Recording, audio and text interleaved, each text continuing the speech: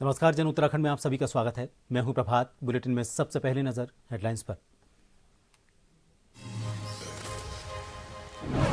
उत्तराखंड में 28 जनवरी से 14 फरवरी तक आयोजित होने वाले राष्ट्रीय खेलों की तैयारियों को लेकर सीएम धामी ने की समीक्षा बैठक। सीएम बोले, पहली बार प्रदेश को मिली है कमान, आयोजन होगा भव्य और दिव्य।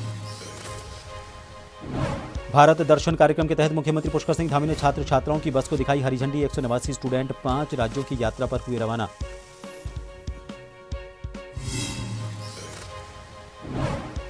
12 दिसंबर से देहरादून के परेड ग्राउंड में होगा अंतर्राष्ट्रीय आयुष सम्मेलन का आयोजन। सीएम धामी ने सचिवालय में आयोजित कर्टन रेजर कार्यक्रम का किया शुभारंभ।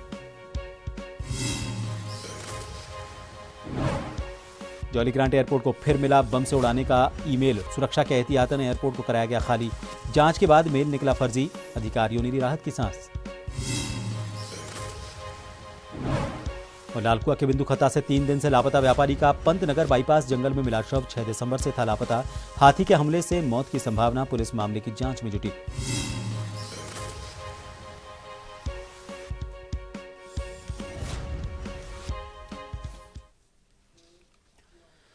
बारह दिसंबर से देहरादून के परेड ग्राउंड में अंतर्राष्ट्रीय आयुष सम्मेलन का आयोजन होगा। इसको लेकर आज मुख्यमंत्री पुष्कर सिंह धामी ने सचिवालय में आयोजित कर्टन रेजर कार्यक्रम का शुभारंभ किया।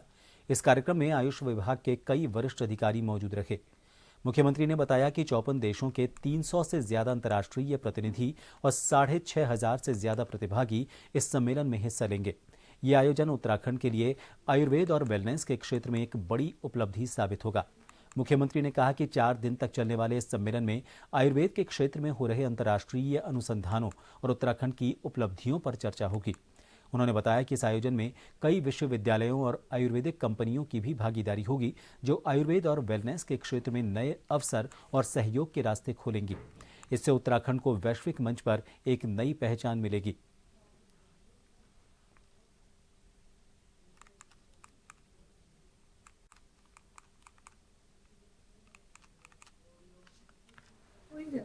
ये योग की भूमि है, ये आयुष की भूमि है।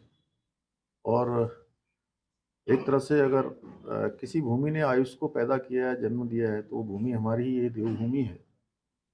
और यहाँ पर इस प्रकार का कार्यक्रम होना हमारे लिए बहुत ही सौभाग्य की बात है कि जो 12 से 15 दिसंबर तक 4 दिनों तक चलने वाला ये विश्व आयुर्वेद कांग्रेस और आरोग्य एक्सो में अनेक विषयों पर चिंतन होगा, मंथन होगा, चर्चा होगी, संवाद होगा। आपस में हमारे सभी विशिष्ट जन, जिन्होंने अपने अपने क्षेत्रों में अनेक विशिष्टताएं आयुर्वेद के क्षेत्र में हासिल की हैं, उन सब के अनुभव आपस में शेयर होंगे और निश्चित रूप से वो एक नया मुकाम हासिल करेगा और इससे पूरे आयुर्वेद को भी आगे बढ़ने में मदद मिलेगी। और अच्छी बात है, हम सबको मेजबानी का अवसर मिल रहा है।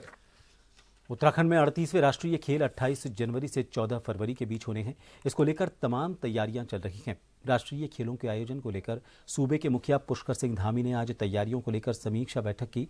बैठक में खेल मंत्री रेखा आर्य और मुख्य सचिव राधा रतूड़ी के साथ ही संबंधित विभाग के अधिकारी मौजूद रहे।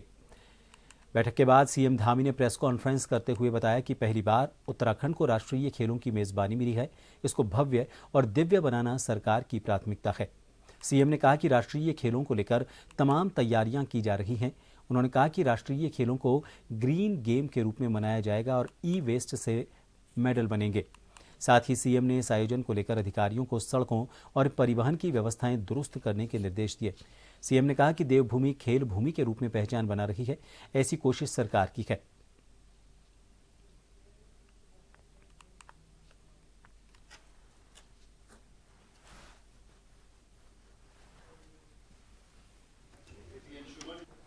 धन्यवाद व्यक्त करता हूँ, आभार व्यक्त करता हूँ कि उन्होंने हमको ये खेलों के आयोजन की जिम्मेदारी दी है और ये हमारे राज्य के लिए बहुत बड़ा अवसर है। इससे निश्चित रूप से हमारी खेल प्रतिभाओं को भी आगे आने का अवसर मिलेगा, उनके व्यक्तित्व का विकास होगा। साथ ही इस आयोजन को भव्य और दिव्य बनाने के लिए, बहुत शानदार बनाने के लिए हम पूरे प्रयास कर रहे हैं। हर तरीके से सभी डिपार्टमेंट, सभी जिम्मेदार लोग, हमारा खेल विभाग, खेल मंत्री जी, उनकी पूरी टीम लगातार इसके लिए प्रयास कर रही है और हमारा प्रयास होगा कि जो हमारे खिलाड़ी हमारे राज्य में आएंगे, देश के लगभग 10,000 खिलाड़ी इसमें प्रतिभाग करने वाले हैं, वो एक अच्छा अनुभव लेकर हमारे राज्य से एक अच्छा अनुभव लेकर जाएं। भारत दर्शन कार्यक्रम के तहत मुख्यमंत्री पुष्कर सिंह धामी ने आज 189 छात्र छात्राओं की बस को हरी झंडी दिखाकर रवाना किया। देहरादून के शिक्षा निदेशालय में कार्यक्रम का आयोजन किया गया। इसमें मुख्यमंत्री और शिक्षा मंत्री के साथ शिक्षा विभाग के कई अधिकारी और भारी संख्या में छात्र छात्राएं मौजूद रहे। इस मौके पर 5 राज्यों के लिए भारत दर्शन कार्यक्रम के तहत 189 छात्र छात्राओं के दल को रवाना किया गया। मुख्यमंत्री पुष्कर सिंह धामी ने हरी झंडी दिखाकर इस बस को रवाना किया। धामी का कहना है कि प्रदेश के 95 ब्लॉक के टॉपर छात्र छात्राओं को 5 राज्यों के दर्शन के लिए उनके दल को रवाना किया गया है। इसमें दिल्ली, पंजाब, हरियाणा, चंडीगढ़, हिमाचल प्रदेश में छात्र छात्राएं भ्रमण करेंगे और राज्यपाल, शिक्षा मंत्री और अन्य प्रदेशों के शिक्षा अधिकारियों के साथ मुलाकात करेंगे।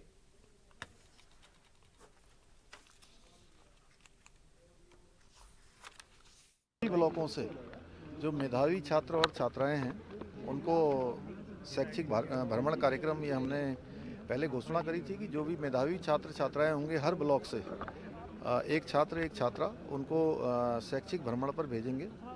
और आज ये दल पहली बार यहाँ से शैक्षिक भ्रमण के लिए जा रहा है। निश्चित रूप से इनसे हमारे इन सभी छात्र छात्राओं का एक व्यवहारिक ज्ञान बढ़ेगा, इनके व्यक्तित्व का विकास होगा। भारत दर्शन जो शैक्षिक भ्रमण है उसके लिए भेज रहे हैं।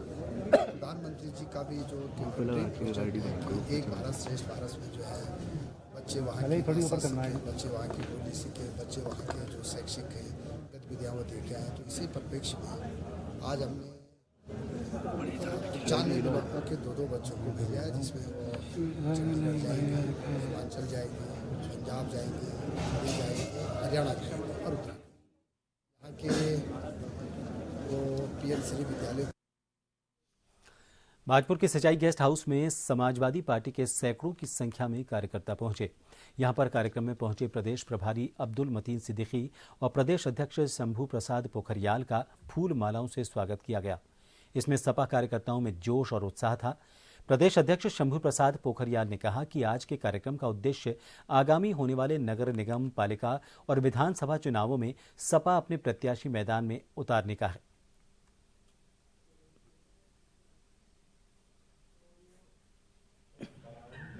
आज हम लोगों ने तय किया है कि विधानसभा गदरपुर और बाजपुर में और साथ ही नगर पालिका बाजपुर में हम सभी बूथों पर अपने अध्यक्ष नामित करेंगे।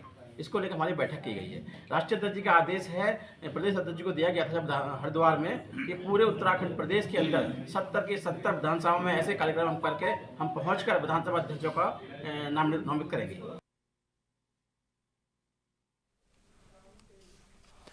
डोईवाला से खबर है, जॉली ग्रांट एयरपोर्ट को फिर से एक फर्जी मेल मिला।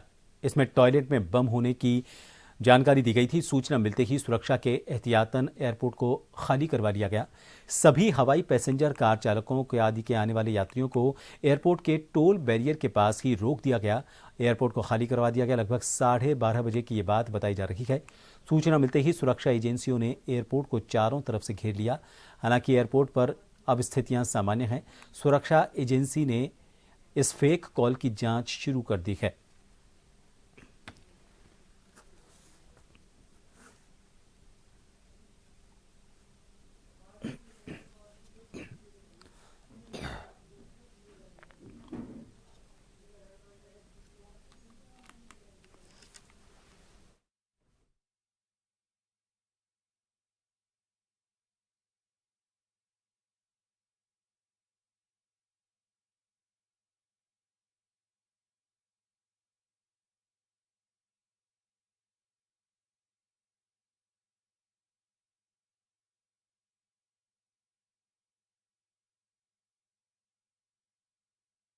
भाजपा के बाद अब कांग्रेस भी पूरे दमखम के साथ निकाय चुनाव में हिस्सा लेगी और इसी के चलते आज रुड़की प्रभारी शूरवीर सिंह सजवाण ने नगर निगम के सभी कांग्रेस कार्यकर्ताओं के साथ एक मीटिंग की और निकाय चुनाव को लेकर तमाम कांग्रेसी कार्यकर्ताओं को एक जुट होकर तैयारियों में जुट जाने का आह्वान किया।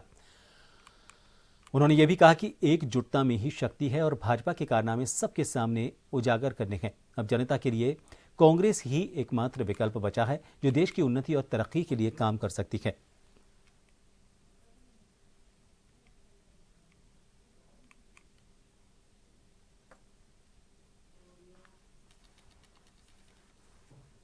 रुड़की महानगर के लिए बहुत सौभाग्य की बात है कि हमारे बीच में एक ऐसा व्यक्ति जिसने इंदिरा जी के साथ संगठन में काम किया, संजय गांधी के साथ किया, तिवारी जी के साथ किया, विश्वनाथ प्रताप सिंह के साथ किया, वीर बहादुर सिंह के साथ किया, सोनिया जी के साथ किया, हरीश रावत के साथ किया।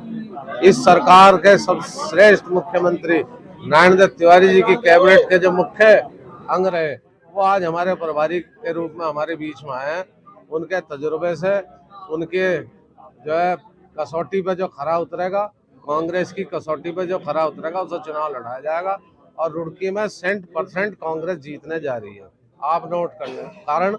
कारण भाजपा के ट्रिपल इंजन का फेलियर होना, सड़कें टूटी पड़ी, अस्पताल में दवाई नहीं, स्कूल में मास्टर नहीं, रोडवेज की बस नहीं चल रही, पुल बन नहीं रहा, पानी जगह जगह भरा पड़ा, बिजली 24 घंटे में से 4 घंटे।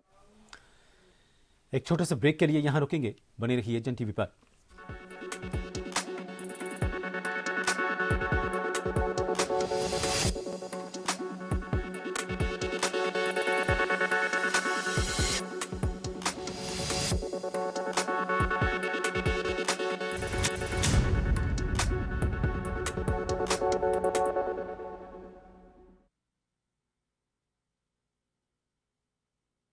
जन उत्तराखंड में एक बार फिर आप सभी का स्वागत है। बिंदु खत्ता क्षेत्र से पिछले 3 दिन से लापता युवा व्यापारी का पंतनगर बाईपास के पास झाड़ियों से शव बरामद हुआ है।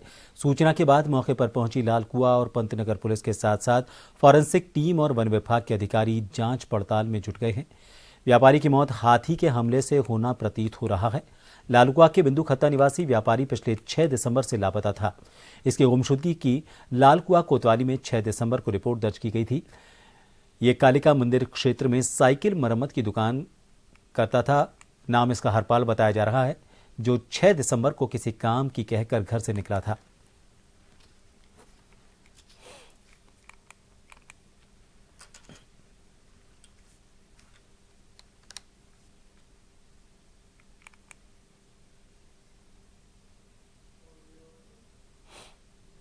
मेरा बड़ा भाई हरपाल राकेश ये 6 तारीख 10 बजे से घर से लापता है। बोला पापा मैं दुकान खोलूंगा आज। मैं 3 बजे घर पहुंचा तो उसके बाद मैंने लालू को गया, थोड़ा मेरे घर पे लड़का हुआ था, मेरे साथ हॉस्पिटल में था, 2-3 दिन मेरे साथ हॉस्पिटल में भी रहा है। तो बोला कि भाई घर आना, राजी खुशी सब करेंगे।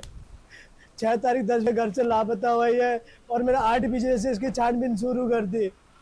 उसका थाना आना सब जगह एफआईआर भी दर्ज करवाई, उसको कोई पता नहीं चला। अभी फिलहाल इसकी फोटो लेके मैं जा रहा था किच्चा मैंने कहा किसी को इसका साइकिल का पता चले, मेरा भाई मुझे मिल जाएगा।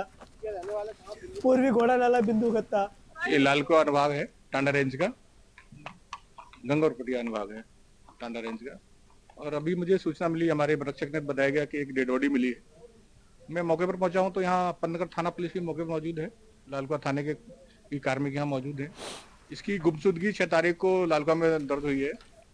आज इसकी डेड बॉडी मिली है। प्रथम दृष्टया ऐसा लग रहा है कि कुछ यहाँ हाथी का डंग भी पड़ा है, कि हो सकता है हाथी ने इसको मारा हो, लेकिन क्लियर ये पोस्टमार्टम रिपोर्ट के बाद ही हो पाएगा। तो अगर देखिए, गश्त ये जंगल क्षेत्र है, गश्त तो यहाँ होती है, स्टाफ गश्त करता ही है और वन्य जीव है, जंगल में ही रहेंगे, इनके लिए कोई विशेष गश्त नहीं होती है, तो जंगल के अंदर ही रहते हैं। हाथी वगैरह का गोबर वगैरह मिला है,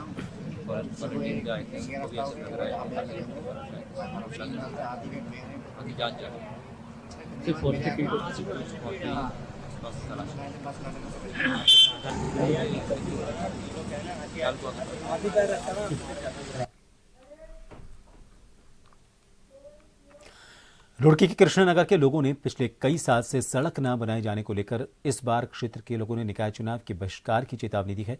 लोगों का कहना है कि सड़क पर लगातार भरे हुए पानी से स्कूल के बच्चों को आने जाने में भारी परेशानी होती है। साथ ही सड़क के पानी से परेशान दुकानदारों ने अपनी दुकानों को बेचने तक के लिए बैनर लगा दिए हैं। 13 दिन तक चले इस धरने के बाद आज समाज सेवी दीपक लखवान ने नेताओं को सद्बुद्धि के लिए हवन करवाया।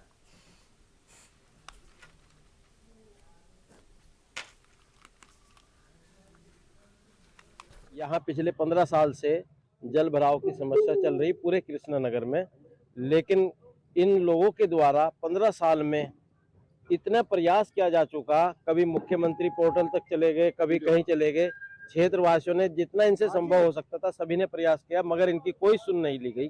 जब इनकी कोई सुध नहीं ली गई तब मजबूरीवश यहाँ पर एक धरना दिया गया है, क्योंकि आए दिन यहाँ पर बच्चे पानी में गिर रहे थे स्कूल आते हुए। शासन प्रशासन हमारे यहाँ का मौन है। पूरे शहर में जिन जगह की सड़कें अच्छी हैं, मैं कहूँगा निगम का जो मैनेजमेंट है वो बिल्कुल जीरो है। जहाँ की सड़कें अच्छी हैं वो उन सड़कों को तो वो उखड़वा करके दोबारा से बनवा रहे हैं। आप कृष्णा नगर की कई अन्य गलियां हैं जहाँ की सड़कें अभी 4 साल भी कहीं नहीं जाने वाली। अभी 6 महीने पहले वो सड़कें बनी थी, लेकिन वहां के पार्षद महोदय उन्हें उखड़वा कर दोबारा बनवा रहे हैं। लेकिन ये सड़क जो पिछले 15 साल से खराब है, इस सड़क को नहीं बनवाया जा रहा है। इसके पीछे निगम की मंशा अच्छी नहीं लगती, नेताओं की मंशा भी अच्छी नहीं लगती और अधिकारियों की भी मंशा अच्छी नहीं।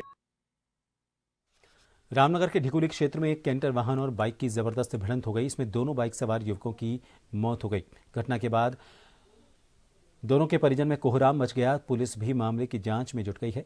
जानकारी देते हुए कोतवाल अरुण कुमार सैनी ने बताया कि ढिकुली क्षेत्र में बाइक सवार गुलाल सल्ट जिला अल्मोड़ा निवासी अजय नेगी, जो ढिकुली में एक रिजॉर्ट में काम करता था।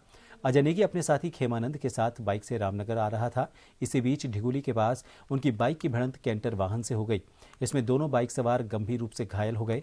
इन्हें इलाज के लिए रामनगर के सरकारी अस्पताल लाया गया। यहां चिकित्सकों ने अजय नेगी को मृत घोषित कर दिया, जबकि दूसरा साथी खेमानंद, जो गंभीर रूप से घायल हुआ था, उसे प्राथमिक उपचार के बाद हायर सेंटर रेफर कर दिया गया, लेकिन उसकी भी उपचार के दौरान मौत हो गई।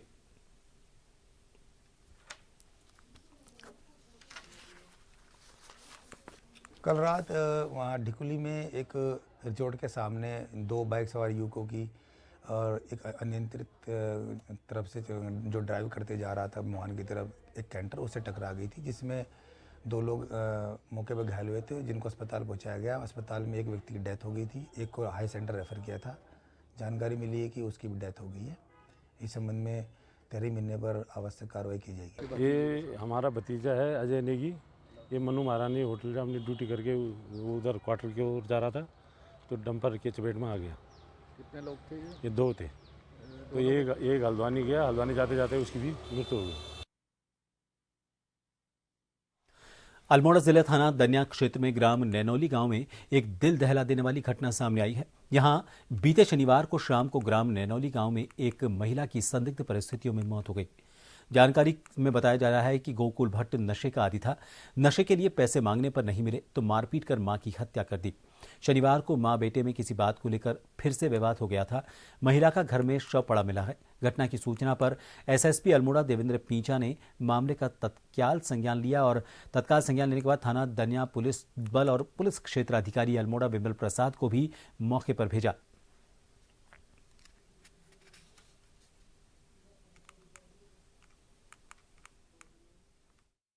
ये कल शाम दनिया थाना क्षेत्र की घटना है, जिसमें गोपुली देवी नामक महिला की हत्या कर देने की बात सामने आई है। तत्काल पुलिस मौके पे पहुंची तथा उसका पंचनामा भर के बॉडी को पोस्टमार्टम के लिए भेज दिया गया। वहां जो भी जानकारी प्राप्त हुई उसके अनुसार उसके पुत्र के द्वारा ही इस घटना को अंजाम दिया गया। तो इसको ध्यान में रखते हुए पुलिस ने तत्काल इसमें टीम को गठित की और जो आरोपी अभियुक्त था गोकुल भट्ट, जो उसका मृतका का पुत्र ही है, उसको पुलिस ने गिरफ्तार कर लिया। पूछताछ में जो बात सामने आई उसके अनुसार ये कुछ पैसों की मांग करता रहता था, तो उससे कुछ आपस में बात हुई, तो उसके कारण ही ये घटना को अंजाम दिया गया, जैसा कि उसके द्वारा बताया गया है। और फिलहाल पुलिस इसमें इन्वेस्टिगेट कर रही है, बाकी और भी तथ्यों को छान रही है और आरोपी को आज माननीय न्यायालय में पेश किया जाएगा। बढ़ती सर्दी को देखते हुए लक्सर प्रशासन पूरा अलर्ट है। लक्सर एसडीएम गोपाल सिंह चौहान के निर्देश पर नगर पालिका अधिशासी अधिकारी मोहम्मद कामिल ने नगर में रैन बसेरे का निरीक्षण किया। निरीक्षण के दौरान उन्होंने रैन बसेरे में मूलभूत सुविधाओं का जायजा लिया और उनके द्वारा रैन बसेरे को खुलवाया। अधिशासी अधिकारी मोहम्मद कामिल ने बताया कि बढ़ती सर्दी के मौसम को देखते हुए लक्सर एसडीएम के निर्देश पर रैन बसेरे का निरीक्षण किया गया।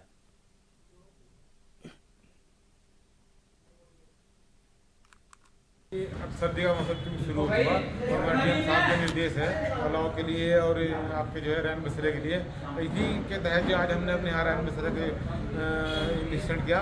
और जितना हमारे जो रैन बसेरा के लगभग जो है फिलहाल 20 बेड हमारे पास है और 30 ही कैपेसिटी है। साफ सफाई व्यवस्था सब कर दी गई है लैट्रिन बाथरूम में पानी वानी और सब लाइट वाइट सब ओके कर दिया गया है। रैन बसेरा हमारा तैयार है। और इन सभी खबरों के साथ फिलहाल के लिए जन उत्तराखंड में इतना ही। दीजिए इजाजत। नमस्कार।